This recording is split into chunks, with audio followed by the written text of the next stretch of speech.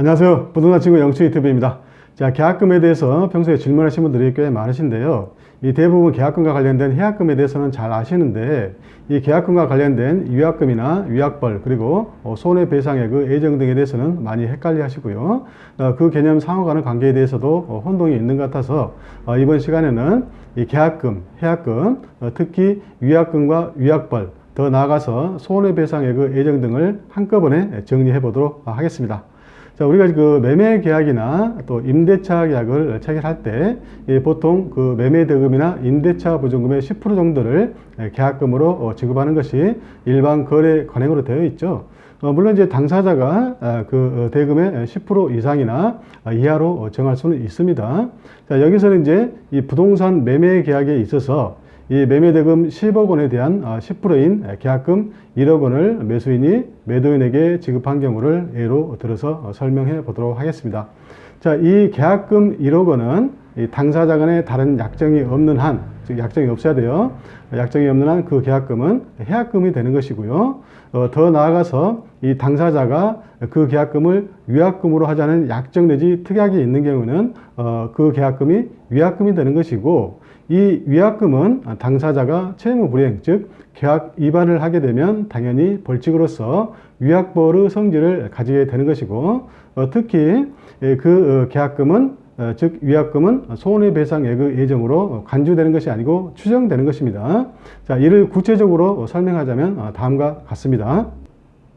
자, 첫 번째, 계약금이 해약금으로 되는 경우입니다. 자, 우리 민법 제565조 제1항은 매매의 당사자 일방이 계약 당시에 계약금을 상대방에 교부한 때는 당사자 간에 다른 약정이 없는 한 당사자 일방이 이행에 착수할 때까지 이 교부자는 이를 포기하고 이 수령자는 그 배액을 상환해서 매매 계약을 해지할 수 있다, 이렇게 규정하고 있습니다. 따라서 이 규정은 이제 계약금을 해약금으로 추정하고 있는 것이에요. 따라서 이 계약금 1억 원이 교부된 경우에는 당사자 간에 계약금을 해약금으로 하지 않기로 하는 약정이 없는 한 당사자 일방이 이행에 착수할 때까지 이 교부자인 매수인은 1억 원을 포기하고, 또 반대로 수령자인 매도인은 그 배액인 2억 원을 매수인에게 상환해서 매매 계약을 해지할 수 있는 권리가 있으며, 이를 해약금에 의한 계약 해제권이라고 이렇게 표현합니다. 자, 이는 이제 당사자 일방이 이행에 착수하기 전에 매매 계약을 해지한 것이기 때문에, 즉 서로 이행한 것이 없는 것이죠. 그 이행한 것이 없기 때문에 이미 받은 것을 돌려준다는 원상회복의 문제는 발생하지 않고요. 더 나아가서 또 해지할 수 있는 권리에 의해서 매매 계약을 해지한 것이기 때문에 이 손해배상의 문제도 발생하지 않습니다. 자, 한편 이 당사자 일방이 이행에 착수하거나 이미 일부를 이행한 경우, 이미 또 이행기가 도래했음에도 불구하고 이행을 하고 있지 않는 경우, 즉 채무 불이행이 있는 경우에는 더 이상 해약금에 의한 매매 계약 해제는 원칙적으로 인정되지 않습니다. 이걸 조심하셔야 돼요. 자, 두 번째, 이 매매 계약을 체결할 때 이 계약금을 위약금으로 하자는 약정을 하는 경우가 있습니다. 이 그 매매 계약을 체결하게 되면 이 매수인은 이제 중도금을 지급하기로 한 약정한 기일이 있죠. 즉 이것을 이제 이행기라고 그러는데, 그 이행기에 중도금을 지급해야 될 의무가 있는 것이고, 더 나아가서 또 약정한 잔금 지급기일에도 잔금을 지급해야 될 의무가 있죠. 그때 잔금을 지급할 때 이와 동시에 매도인도 그 대가로 매수인에게 부동산 소유권을 이전해 줘야 될 의무인 채무를 부담하게 되는 것이죠.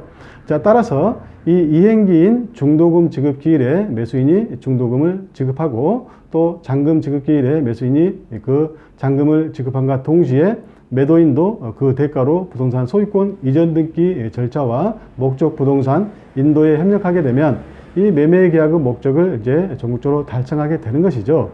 근데 이제 반대로 이 이행기가 도래했음에도 불구하고 이 당사자 일방이 계약을 위반해서 자신의 채무를 이행하지 않을 수도 있는 것이죠. 따라서 이러한 계약 위반, 즉 위약에 대비해서 매매 계약을 체결할 때 이 계약금 교부자인 매수인이 계약을 위반하면 계약금 1억 원을 몰수당하고, 수령자인 매도인이 계약을 위반하면 계약금의 배액인 2억 원을 상환하도록 미리 약정을 하게 되는 경우가 있는데, 이러한 약정을 위약금 약정이라고 하는 것입니다.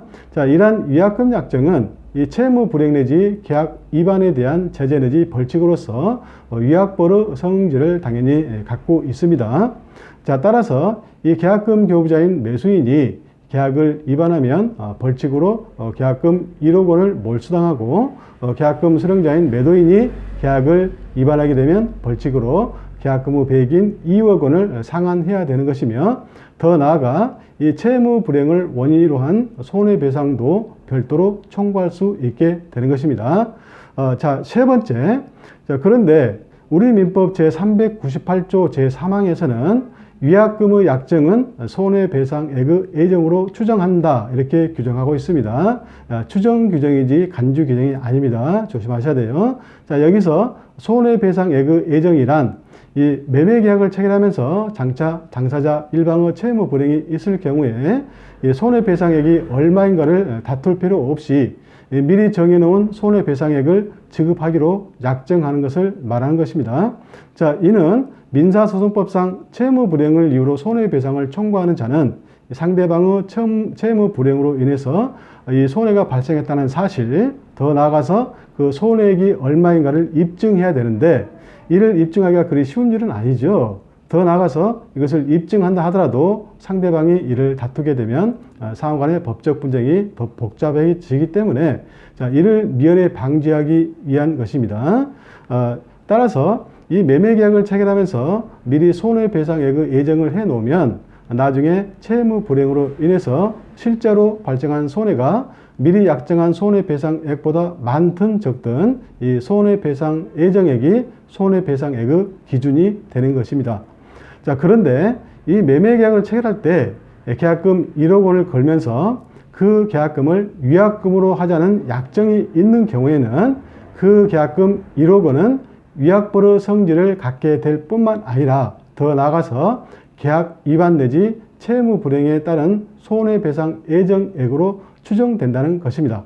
자, 따라서 이 나중에 상대방의 계약 위반 내지 채무 불이행이 있게 되면 그로 인해서 실제로 발생한 손해가 1억 원 이상이든 그 이하이든 관계없이 그 계약금, 즉 위약금 1억 원이 손해배상 예정액으로 추정되는 것입니다.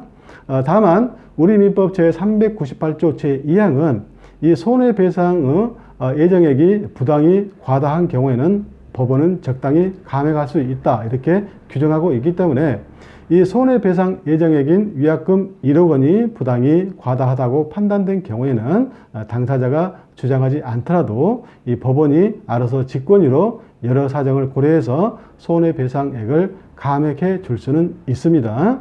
자, 그런데 여기서 이제 주의할 점이 있는데요. 이 위약금의 약정은 손해배상액의 예정으로 간주되는 것이 아니고 추정된다는 것입니다. 간주가 아니고 추정이에요. 여기서 이제 간주와 추정의 차이점에 대한 구체적 설명은 시간 관계상 생략하고요. 간단히 말씀드리자면 이 간주는 이 반대 사실을 입증해도 간주된 사실이 깨지지 않으나, 반대로 이 추정은 반대 사실을 입증하면 그 추정력이 깨진다는 것입니다. 자, 따라서 그 위약금이 손해배상 예정액이 아니라 위약벌일 뿐이라는 반대 사실을 입증해서 위약금 약정이 손해배상액의 예정이라는 추정을 깨트리게 되면 위약금을 위약벌로 몰수하거나 그 배액을 상환받는 외에 별도로 손해배상을 청구할 수 있게 되는 것입니다. 자, 그러나 이 반대 사실을 입증하지 못하면 위약금 약정이 손해배상액의 예정으로 되기 때문에 별도의 손해배상을 청구할 수 없게 되는 것입니다.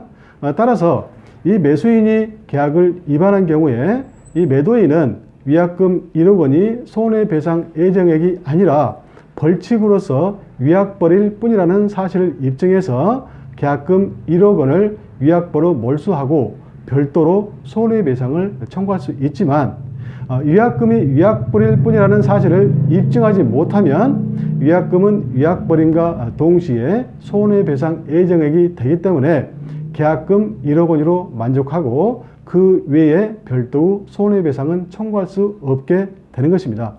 자, 반대로 이 매도인이 계약을 위반한 경우에 매수인은 위약금이 위약벌일 뿐이라는 사실을 입증해서 이미 지급한 계약금 1억 원의 배액인 2억 원을 위약벌로 상환하라고 청구하고, 더 나아가 별도의 손해배상도 청구할 수 있지만 위약금이 위약벌일 뿐이라는 사실을 입증하지 못하면 위약금은 위약벌임과 동시에 손해배상 예정액이 되기 때문에 계약금의 배액인 2억 원을 돌려받는 것으로 만족하고 그 외에 별도로 손해배상은 청구할 수 없게 되는 것입니다. 자, 네 번째, 이와는 반대로 위약금 약정이 없는 경우입니다. 즉 매매계약을 체결할 때 계약금을 위약금으로 확인하는 약정이 없는 경우에는 이 채무 불이행으로 입은 실제 손해만을 배상받을 수 있을 뿐이고 이 계약금이 위약금으로서 상대방에 당연히 귀속되는 것은 아닙니다. 이것이 이제 우리 대법원의 판례의 입장이기도 합니다. 자, 따라서 이 당사자 일방의 위약 내지 채무 불이행이 있다고 하더라도 당연히 계약금 상당액을 위약금으로 지급해야 하거나 몰수할 수 있는 것은 아님을 주의해야 되는 것입니다. 자, 예를 든다면요. 이 매수인이 교부한 계약금 1억 원을 위약금으로 하자는 약정이 없는 경우에는 매수인이 채무 불이행을 하더라도 매도인이 실제 입은 손해가 5천만 원이라면 계약금 1억 원 전부를 몰수할 수는 없으며 그중 5천만 원은 매수인에게 반환해야 되는 것입니다.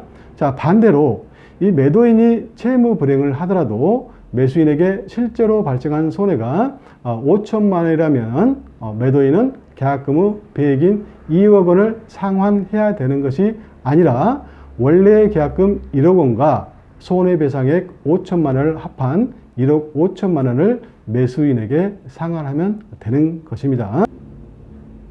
자, 이제 지금까지 설명한 내용의 핵심을 정리하고 마무리하도록 하겠습니다. 이 계약금은 당사자 간에 다른 약정이 없는 한 해약금이 되고 더 나아가 이 당사자가 계약금을 위약금으로 하자는 약정 내지 특약이 있는 경우는 그 계약금이 위약금이 되는 것이고 이 위약금은 당사자가 채무 불이행 즉 계약 위반을 하게 되면 당연히 벌칙으로서 위약벌의 성질을 가지게 되는 것입니다. 특히 그 위약금은 손해배상액의 예정으로 간주되는 것이 아니고 추정되는 것이죠.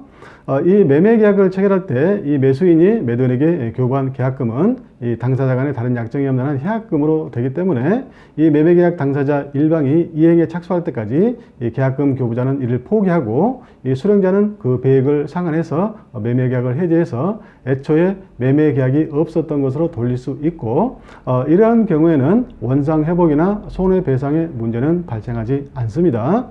그리고 이 당사자 일방이 이행에 착수하거나 이행을 하게 되면 이 당사자 간에 다른 약정이 없는 한 이제는 해약금에 의한 매매계약의 해제는 더 이상 인정되지 않습니다. 한편 더 나아가서 이제 이행기가 도래하고 이 당사자 일방이 계약 위반 내지 채무 불이행이 있게 되면 이 채무 불이행을 이유로 한 계약 해제, 원상회복, 그 다음에 손해배상의 문제가 발생하는 것입니다. 자, 이러한 계약 위반 내지 채무 불이행에 대비해서 이 매매계약을 체결할 때 계약금을 교부한 자가 계약을 위반하면 계약금을 몰수당하고 이 수령한 자가 계약을 위반하게 되면 계약금의 배액을 상환하도록 하는 위약금의 약정을 하게 되는데 이러한 그 위약금 약정은 계약 위반에 대한 벌칙으로서 위약벌의 성질을 당연히 갖게 되고 더 나아가서 이 손해배상액의 예정으로 추정되는 것입니다. 간주된 것이 아니에요. 따라서 이 실제 손해액이 많든 적든 계약금이 손해배상액이 되지만 그 계약금인 위약금이 위약벌일 뿐이고 손해배상 예정액이 아니라는 반대 사실을 입증하면 이 계약금을 위약벌로 몰수하거나 또는 계약금의 배액을 위약벌로 상환 청구하는 외에 별도로 손해배상도 청구할 수 있습니다. 자, 반대로 이 계약금을 위약금으로 하기로 하는 특약이 없는 경우에는 이 채무 불이행으로 입은 실제 손해액만을 배상받을 수 있을 뿐이고 이 계약금이 위약금으로서 상대방에 당연히 귀속되는 것은 아닙니다. 자, 따라서 이 당사자 일방이 위약 내지 채무 불이행이 있다고 하더라도 당연히 계약금 상당액을 위약금으로 지급해야 하거나 몰수할 수 있는 것은 아닙니다. 자, 이상으로 설명을 마치고요. 자, 지금까지 설명한 내용은 부동산 거래를 할 때 현실적으로 굉장히 중요합니다. 제가 최근에 그 계약의 성립부터 시작해서 계약금, 해약금 등에 대해서 시리즈로 계속 올려놓은 것이 있습니다. 그것을 참고하시면은 이번 시간에 설명한 내용을 좀 더 정확하게 이해할 수 있으리라 믿습니다. 지금까지 시청해 주셔서 감사하고요. 다음 시간에 또 뵙기로 하겠습니다. 자, 감사합니다.